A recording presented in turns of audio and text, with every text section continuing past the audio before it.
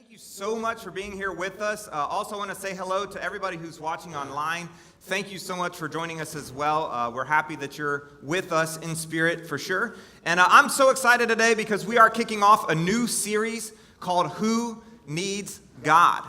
And it's an important question. It's a conversation that's taking place in our culture. And I'm going to go ahead and give you a little bit of a warning up front that perhaps today won't be the traditional Easter message that many of you have grown used to. And that's okay, because here we like to do series, which if you want to think about what that is, it's kind of like a conversation that's drawn out over several Sundays. So we're going to have this conversation over the next several weeks. I invite you to join with us. Now, if you're a family member or friend who's in town just for the weekend, you can also listen to this online with us at a later time and just join with us in that conversation. But I think it's going to be a great journey. And, it's important to have these kind of conversations together because we live in a culture that's sending us all kinds of messages. And guess what? Those messages, they don't announce themselves in advance. They don't tell you what they are. You just kind of hear them and get them and in different ways. And so when we come together, it's a time where we can really investigate these things and have these types of conversations together. So I think it's going to be very special. I thank you so much for joining us, and we're going to get right on with it. So who needs God? Today we're doing Who Needs God Part 1. And this story starts with something I'm going to call the rise of the nuns. You ever heard of the rise of the nuns? No, I know it sounds like a zombie apocalyptic movie with a bunch of nun zombies, but that's not what it is. You got to be careful about how you spell it. The rise of the nuns. Okay, so you may not have heard of this, but I'm just going to give you a little background, a little history so you can understand what it is. And I could just start this story in different places, but I'm going to start it with this event, which most of you were alive for. And if you were alive and of a certain age, then you probably remember September 11th. When the Twin Towers were destroyed and obviously people lost their lives. And if you were alive during that time, you remember it was a time of, in one sense, alertness and awakening, maybe spiritually for some people. And churches, from what I remember, were packed in the couple Sundays following September 11th.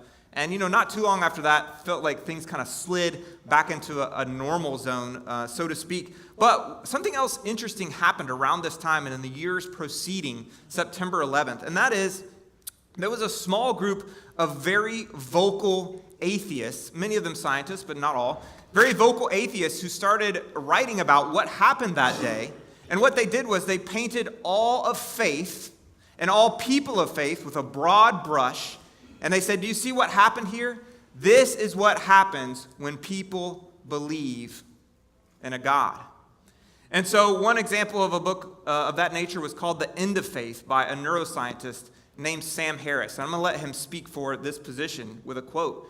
He said, the men who committed the atrocities of September 11th were certainly not cowards, as they were repeatedly described in the Western media, nor were they lunatics in any ordinary sense. They were men of faith. Perfect faith, as it turns out. And this, it must finally be acknowledged, is a terrible thing to be. So, as you can see, this is a very strong opinion, and the people who were coming from this position, they were called the New Atheists, and a handful of them were the most prominent and the most outspoken, but this is the kind of thing that they said. Another example of a book of this nature was called The God Delusion by Richard Dawkins, and this is a bestseller. I mean, many millions of people have bought this book, and probably a percentage of them have read it, but the whole idea is that God is a delusion, and you shouldn't believe in delusion, so strip yourself of any faith. Okay, and the last example I'll give you is a book called God is Not Great, subtitle, How Religion Poisons Everything. And this is by a man named Christopher Hitchens, very smart guy. He's actually not a scientist, a journalist, obviously an atheist. And so what these people did was they had the viewpoint of an atheist, which is nothing new, but they actively went about trying to deconvert people from any version of faith, saying this is evil and wrong-headed. And since that time, this is in the years preceding 2001 until now, you might wonder, well, has a bunch more people become atheists? Well, some have, but there's actually another category other than atheists that has grown much, much faster. Do you want to know what that category is? The nuns. The nuns. And so this is a category that until recently didn't exist. But a nun is somebody who on a form and you have to fill out, are you Christian, are you Protestant, are you Catholic, and you have to put a check mark, or are you agnostic, or are you atheist? Well, up until a certain point until recently, those were the categories. But since then, there's a new category called none. And so these people might say, I don't know what I believe. And if you press me, I'm not even sure I don't believe, but if you try to put me into a category of Baptist or Catholic or this or that, I don't feel comfortable with that either. And so I am going to be a none affiliated. Don't make me categorize myself. And that's become very popular to the point that I think in the United States, around 25% of people put themselves in this none, not a category. And among the younger generations, it's an even higher percentage. Around 35% of people under the age of 30 say, I am none affiliated. Don't try to pigeonhole me. And what's interesting is that of the people who are in that category, I think the largest group prior that it draws from is Christianity. And so there's all kinds of people, I'm talking millions of people, who have moved in this direction of saying, you know what, maybe I believed before, I had a faith of my childhood, but I'm not sure what I believe now, and I'm not sure it really matters, and I'm kind of here, I'm not over there, but I'm not over here, I'm kind of here in the none, and I'm not sure, and don't ask me to pick. And that's millions and millions of people, and if you're here listening, that might be you. Maybe you're a none, or maybe someone you know is a none. And of course, the point here isn't to pick on you if you're a none. In fact, I'm just super happy you're here. This is something I've been thinking about for, to be quite honest, years and years. And even what we'll be talking about today, just so you know, I've been thinking about this for years, but I ran across another church who had done a series like this, and I liked it so much that I said, you know what, I like the way this is presented. I'm going to take it and adapt it specifically for our congregation. And so that's what we'll be talking about in the next few weeks. But how does one become a nun? Well, there's all kind of different pathways people can take. Sometimes people, they grow up in a faith of their childhood, but then as they mature and they get older, they think in different ways and they have questions. And they ask those questions and they want answers. But perhaps you've experienced this where you ask a fact-based question and you get a faith-based answer. Just believe. You just make yourself believe. And I actually experienced that growing up. And it was one of the things that made me skew and think, you know what? I'm not even sure about this whole belief thing. I'm not sure about this Christianity thing. And so people can come about this in different ways. And some people, they have bad experiences in church. Of course, they experience something short of the ideal in a church setting, or they experience hypocrisy, or they see that. Sometimes people, they grew up in a very constricted childhood, and then they go off to college or whatever else where there's a lot of freedom, and they think, wait, I don't have all these rules that I have to follow, and I can just do whatever I want, and, I kind of like this. And they leave the faith of their childhood behind. And so people come to this place in their life in different ways to become a nun. You got to be careful how you spell it, or else it's very misleading. They come about this in different ways, but what I want to talk about is this. You can't step away from something without stepping towards something else. And so if you're in this category, if you've had thoughts like this or doubts or questions, it's all good. That's why we're having this conversation. But you should be fully aware of what you're stepping towards. And so we're going to continue to explore that. And again, to me this is so important because we live in a culture where there is a worldview. There are predominant worldviews, and they hit you from different ways, different angles, all different kinds of things. In fact,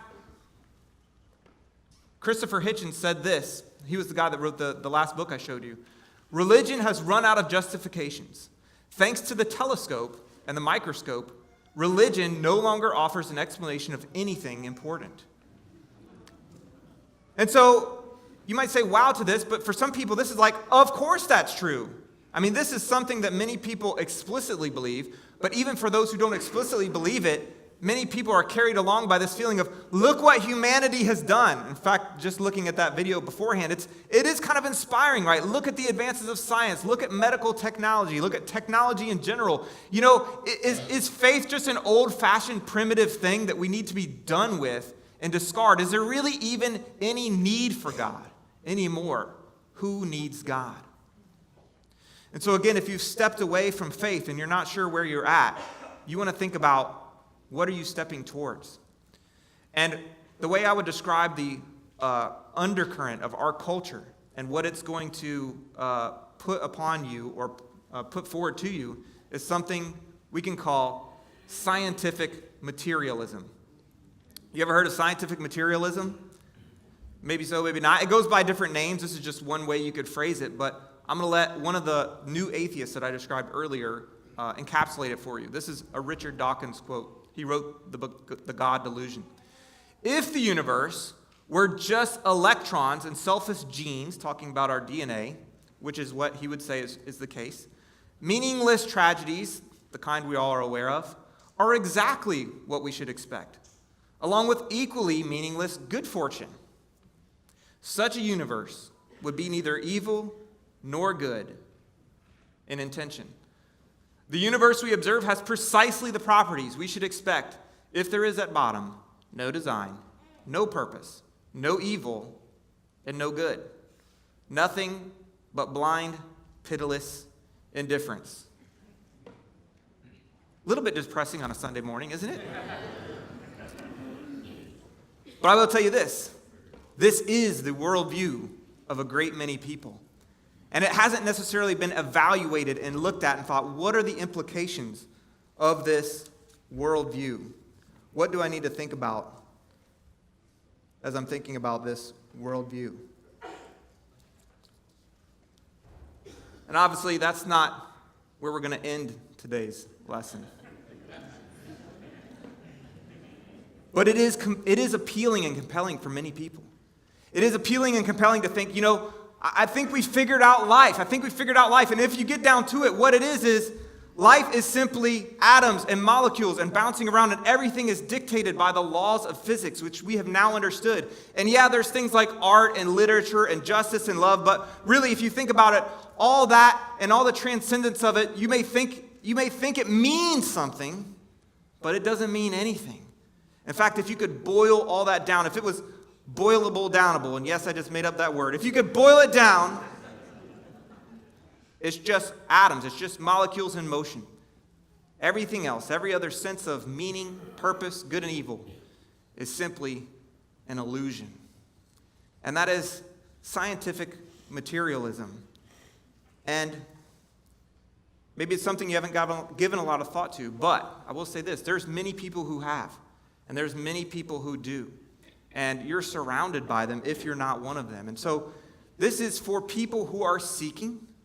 This is for people who are curious or have doubts or who are there hearing this message from the greater culture, but maybe you're not sure that's true, but it still seems pretty compelling. It's also for those of you who, like me, are parents, guess what? Even if this is not something you think about very heavily, your children are going to be exposed to it. And they are very much going to want to and need to be prepared and have heard it before and have thought through it a bit. Not to mention that all of us are surrounded by people who have questions. They have doubts. And these are things that they think about. They have questions they wrestle with. And so, just as 1 Peter talks about, for a Christian, you want to be prepared to give an answer for the hope that you have. And so it's worth wrestling with something that maybe you haven't wrestled with a whole lot before, just to even try to understand where that's coming from and what kind of hope that you can provide. So that's who this is for. And I do want to explore this in a little bit more detail and just talk about this because, first of all, you won't hear any science bashing from me, and that's not what this is about. So even though this is called scientific materialism, I personally am super grateful for science. Can I get an amen? Every time I go to the dentist or the doctor and I get anesthesia, I am very grateful for the advances of modern science. I set my iPhone down before I came up here, but I'm even grateful for that. I'm grateful for science. I root for science. I like studying science. And so this is not a faith versus science thing. And in fact, the whole faith versus science thing, I think, is a ruse. It's very recent, and the original pioneers of science didn't believe in it at all. In fact, it was Galileo who said the Bible shows the way to go to heaven, not the way the heavens go. And when he discovered how the planets move and planetary motion and what the laws governing that, he didn't think, it didn't diminish his view of God. It elevated his view of God. James Clerk Maxwell was the discoverer of the laws of electromagnetism. There's a little factoid for you if you wanted one today. And he had inscribed over his physics lab at Cambridge University this psalm: "Great are the works of the Lord, studied by all who delight in them." And this is the way the early pioneers of science looked at it. They thought, God made this. Let's study it. Let's explore it. And that, in fact, was the basis for modern science. Amazing. Even if you're not a science person, you've probably heard of Stephen Hawking, probably the most famous scientist of our day, and not a believer for sure, but he recognized an aspect of this when he said this: even if there is only one possible unified theory of science, it is just a set of rules and equations. What is it that breathes fire into the equations and makes a universe for them to describe? The usual approach of science, of constructing a mathematical model, cannot answer the question of why there should be a universe for the model to describe. Why does the universe go to all the bother of existing? Right. You can study the stars scientifically with a telescope, but neither science nor the telescope put the stars there. And this is something that many scientists have understood through the years, and you can even think about it like this. Science is answering questions of how, and faith is answering questions of who and why. For example, if you come over to my house and I'm boiling tea in a kettle, you could say, hey, what's going on there? Why is the water boiling? Well, there's a couple explanations I could give you, right? I could launch into an explanation of the natural gas, and it's coming up through the pod, and the atoms are moving faster and faster, and once they achieve a certain velocity, boom, converts into steam. But that's probably not what you meant when you asked me the question. The other answer I could give you is, I want a tea. There's a how, and there's a why, and a who, and it's good to know. It's fascinating to me, and I've spent a lot of time just, first of all, I've spoken to thousands of people what they think about this kind of stuff, and I've listened to some of these new atheists who are all like way smarter than me, and I've listened to them to debate to people who believe in God, and just heard their back and forth and how they different think, and I've just tried to like lock in and like distill what are they saying and what are they thinking about, and it's fascinating because, you know, people do put a lot of faith in science, and again, I'm a huge fan of science. It's great. And yet it is a limited tool. And so the way science works, the physical sciences of astronomy, biology, physics, chemistry, all that stuff, the way it really works, the way the game is played is scientists are tasked with finding natural explanations of things. Does that make sense? In fact, by really the rules of the game, they are not allowed to find a supernatural explanation of things. If they feel like they're reaching something that's a supernatural explanation of things, they will stop and say, don't go there. Continue looking in the other place. And that's fine, because that is literally the job of scientists. But what's funny is then when people turn around and they say, scientists haven't proven God. Science hasn't proven God. Therefore, God can't exist. It's literally against the rules of science for science to prove God. And so perhaps we wouldn't expect that. I also think sometimes, like, what do people want? They want to find, like, inscribed on every atom, made by God. You're probably not going to find that. Just like in your house, you don't find your architect, right? He made the house. He's not in your house. You see the effects of what he has done, but you don't find him there. And even within scientific materialism, I'm going to stretch you a little bit here, but there's something called scientism, and that is the belief that all truth needs to come to us through science. And if science can't ratify it or prove it, it isn't true. That's called scientism. It's a worldview in and of itself. The funny thing, though, is this. That cannot be scientifically proven. Do you get what I'm saying? The fact that science has to prove everything is not a scientific statement at all. So it's quite self-refuting if you think about it in that way.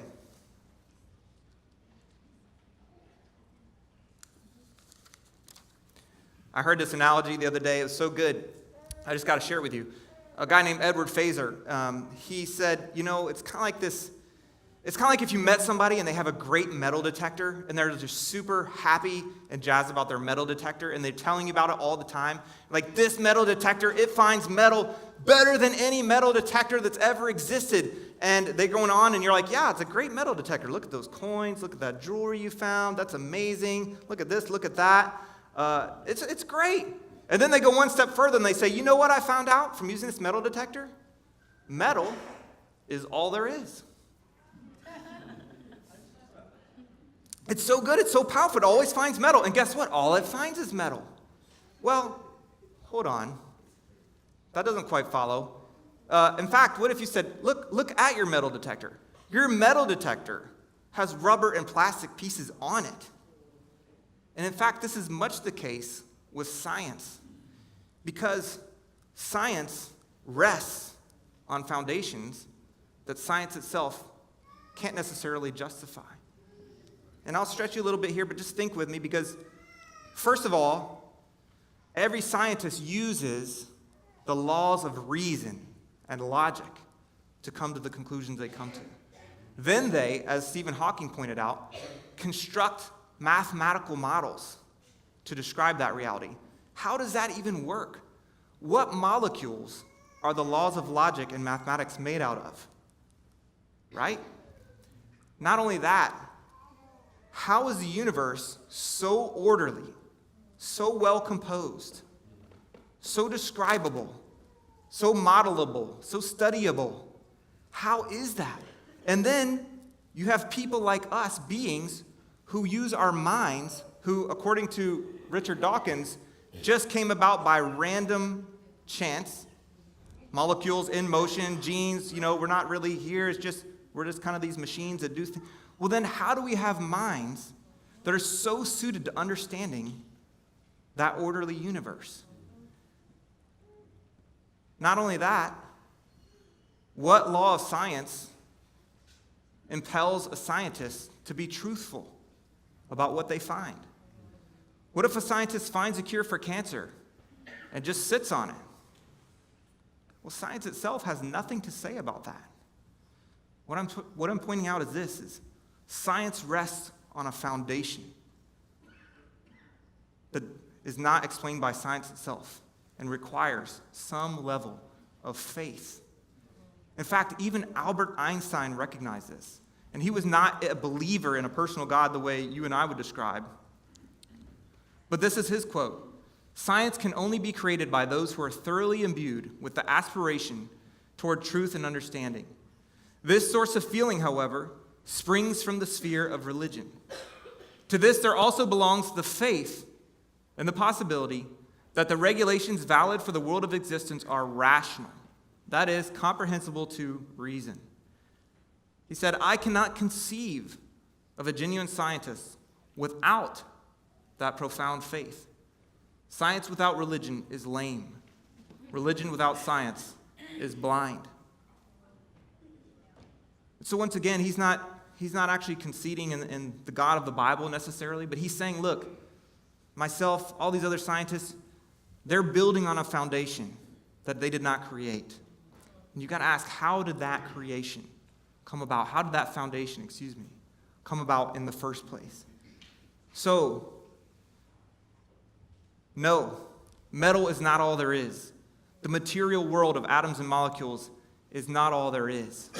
We grapple with these realities every day. In fact, you do as well. And I'm going to show you, I'm going to prove it to you, but not scientifically, appropriately enough. I'm going to make a circle here, and I'm going to describe everything I do, because I know some of you guys in the back, you might not be able to see too well. But I'm going to just put in this circle everything that can be proven scientifically. So I'm going to put a big atom here, molecule. You could put gravity. You could put electromagnetism, all kinds of things that you can prove scientifically. Now, Again, thank God for science. Thank God for what science has found. But in your experience, there's a whole bigger set of things that you believe, that you take as true. And so I'm going to say this is just things you know or believe. And this circle is bigger for a reason, because it includes more things that are not in here. You follow me so far? So I'm going to give you an example. This one's going to be tough. Yourself. How do you know you're really real? I mean, follow me here, because many people in scientific materialism would say, you're not real. They will say, you are driven by your genes. You may think you have free will. You may think you're making choices. You may think there's purpose. You may think there's good and evil. But guess what? No, none of the above. But you yourself, I'm guessing, some of you I know, some of you don't, but so far everybody I've met to a T, to a person, believes that they are real, that they make choices, that they matter. Those choices matter. People believe that. But guess what? Can you prove that scientifically? You cannot. You experience it, don't you? Well, here's another one. Others, same thing. How do you know the person you're talking to is real? Right? You ever heard of the brain in the vat experiment? Maybe we're just a brain in a vat and people are giving us these experiences. I guess it's like the Matrix, right? How do you know you're not in the Matrix? And now some of you are going to be thinking about that all Easter long. That's not my goal. But why do you treat them as real? It hasn't been proven. What about, here's a good one. What about the past? What'd you have for breakfast this morning? Do you remember? How do you know? Could that not be an illusion? I mean, you don't have any scientific proof that that's true. What about pain? You can't scientifically prove pain. Yeah, it's very, very hard to deny. In fact, if it comes to your friends and family, I don't recommend that you deny their pain. Follow me here. What do all these things have in common that you believe, that you take as true? You don't even really doubt it or question it. And yet it's not proven scientifically. What do these things have in common? These are personal realities. They are persons, and they are things that you experience personally. And so here's the thing with God in our culture. People tend to treat God as a proposition or a property of the universe. Proposition is like LeBron James is better than Michael Jordan, right? True or false?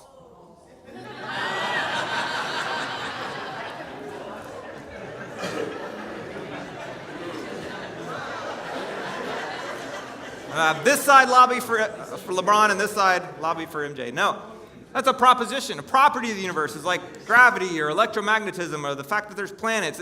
It's something about the universe. And so we tend to treat God, and people tend to debate God as a proposition or a property.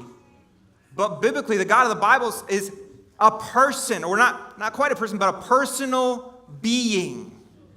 And a personal being, you do not expect to be proven scientifically. You experience. You might say, well, but I've thought about this for so long, but that's hard because, with a person, at least you can see them with your five senses, right? You can see them, you can hear them, you can touch them. And with God, you can't, he's not available to our senses. So how does that work? We're going to look at that, but I did want to show you this quote because I thought it was so cool. This philosopher, Christian philosopher, I think this boils it down so well. He said that for a person who believes, this is the way they think about it. The fundamental truth about reality is truth about a person. Truth about a person, not a proposition and not a property. But how could a God who created everything make himself known if he's not available to our five senses? That's a good question. The Bible does not leave us without an answer.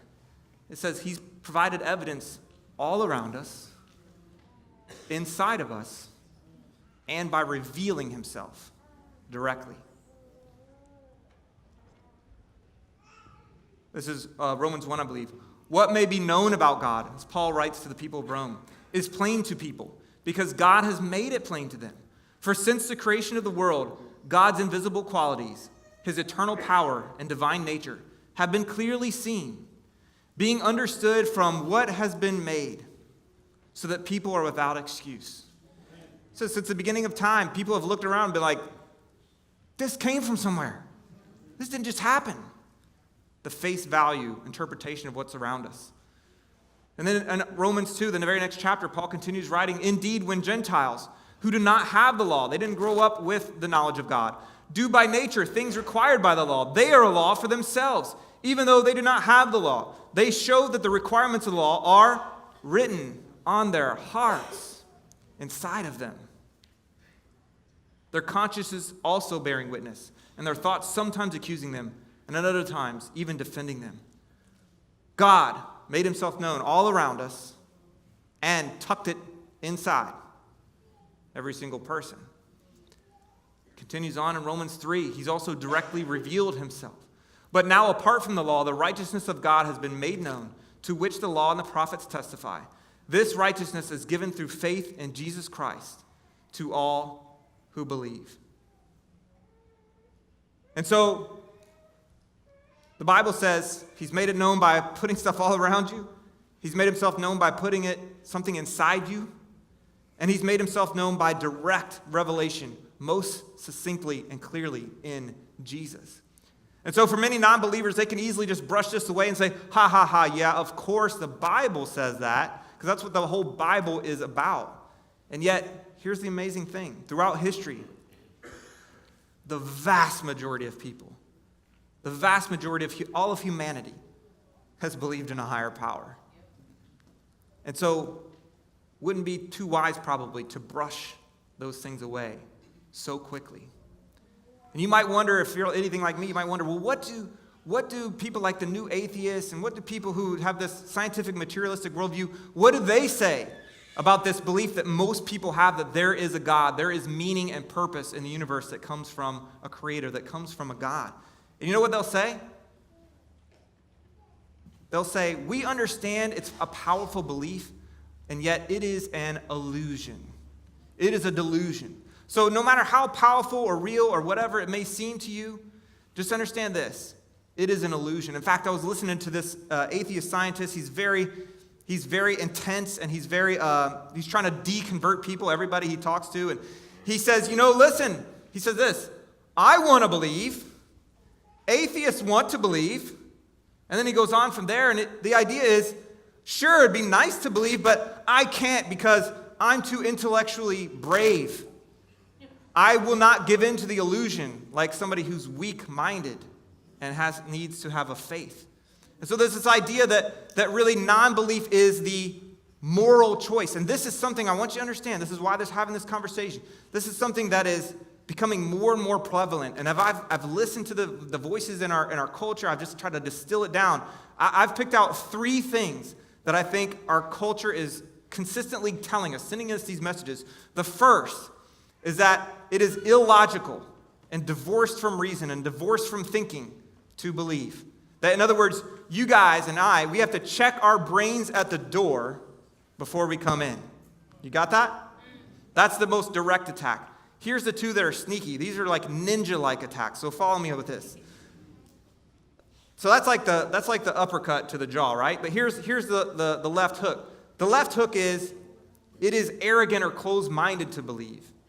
And somebody might be bold enough to say that directly to you, but more likely you're going to kind of hear that implied in something that somebody says. Look, there's all kinds of people in the world that believe all different kind of things. I myself haven't reached a conclusion, or I don't believe so. How can you be so sure that you're right? That's arrogant or that's closed-minded. And so you may pick up on messages from that from people, okay? And that's one of the things that I'll talk about in the context of what we're talking about today. But I think the most powerful one comes from the title of the series itself, Who Needs God? And so many people are now saying, look, belief, non-belief, it doesn't matter. You can be a good person no matter what. So why make a big deal about believing in God?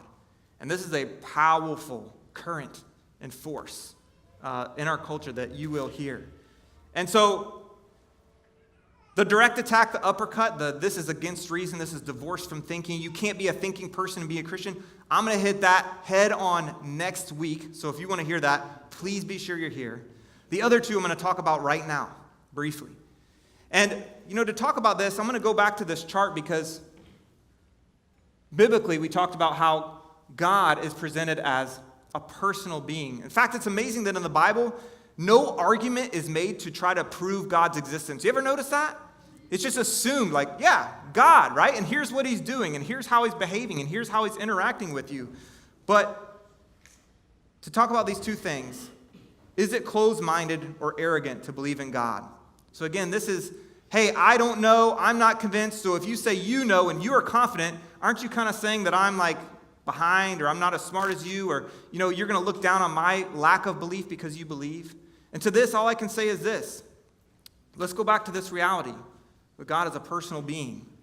And to make this really real, you probably need a little bit of an analogy to help you. So think of someone that you know and you love. Okay, this could be a spouse, a good friend, a family member, a parent, a child. You got someone in your mind that you know and love? I'm going to use my wife right here. She's present. I know and love her. Now imagine someone coming to me and saying, listen, I know your wife seems really real to you. But you got to understand, this is the 2000 teens. We've made advances. Your wife is most likely an illusion, a delusion.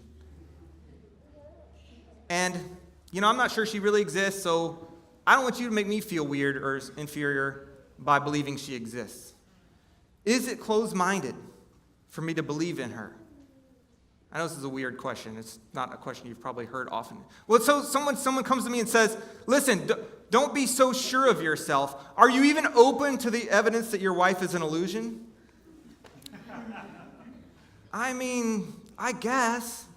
You would have to come at me, though, with a lot of evidence to convince me that my wife is an illusion. So I hope you're bringing that level of evidence. If God is a personal being, this is closer to the way we should think about it. But the most potent one, the one that people are hitting you with all the time in all likelihood is, does it even matter? In other words, fine, you want to believe? Cool. But don't make a big deal about it. Don't bring me into it. Don't talk about him in my presence. Can't you just be a good person? Just like I'm being a good person, you're being a good person. What is the whole God thing? What is the whole faith thing? Why does it even matter who needs God? All right, I'm going to go back to my analogy.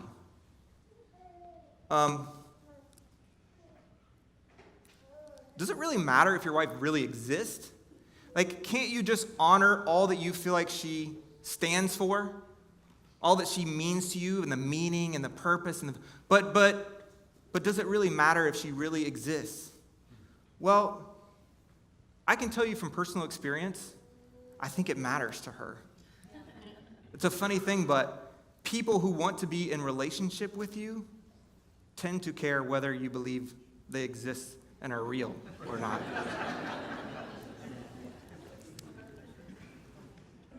So, is it closed-minded to believe? Absolutely not. Because it's not closed-minded to believe someone you know and love. Does it matter? Well, if God's personal, then of course. Of course it matters. And this thing of, hey, it's against reason, it's against logic, it's against all the evidence to believe God exists. If you're interested in that, please, again, make sure you're here next week. But I want to close with this, because the God who is personal, a personal being, and who is as close to you as he could be with every breath that you take. He's not content to be a proposition. He's not content to be a property of the universe. He wants to be known and experienced. And so I'm going to close with this passage from Acts 17 before we take communion together.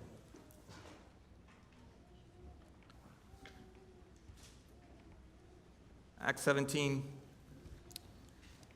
Paul is talking to people of Athens who are really, they're interested. Like, they want to know, is this God thing for real? And we want to hear you. And we can't really absorb everything you're saying, but it seems important, so we're listening. And this is what Paul says to them. The God who made the world and everything in it is the Lord of heaven and earth, and does not live in temples built by human hands. And he is not served by human hands as if he needed anything. Rather, he himself gives everyone life and breath and everything else. From one man he made all the nations, that they should inhabit the whole earth, and he marked out their appointed times in history and the boundaries of their lands. God did this so that they would seek him and perhaps reach out for him and find him, though he is not far from any one of us. For in him we live and move and have our being. As some of your own poets have said, we are his offspring, his children. Therefore, since we are God's offspring, we should not think that the divine being is like gold or silver or stone, an image made by human design and skill.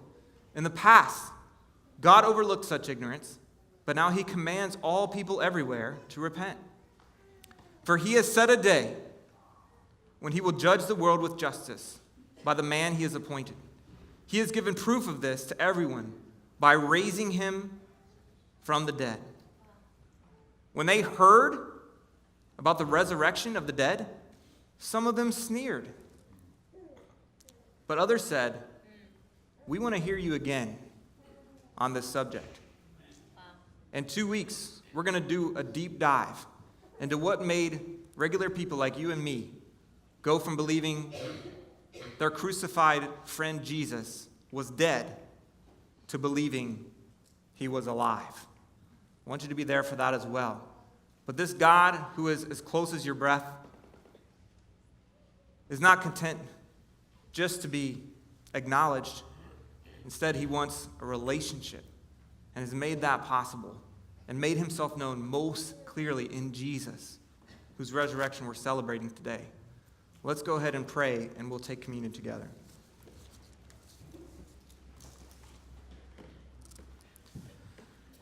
Father, we approach you in faith and humility, and God, I'm very grateful just for this opportunity to think and try to put before ourselves clearly messages that we receive. And God, we're so grateful for the truth that you have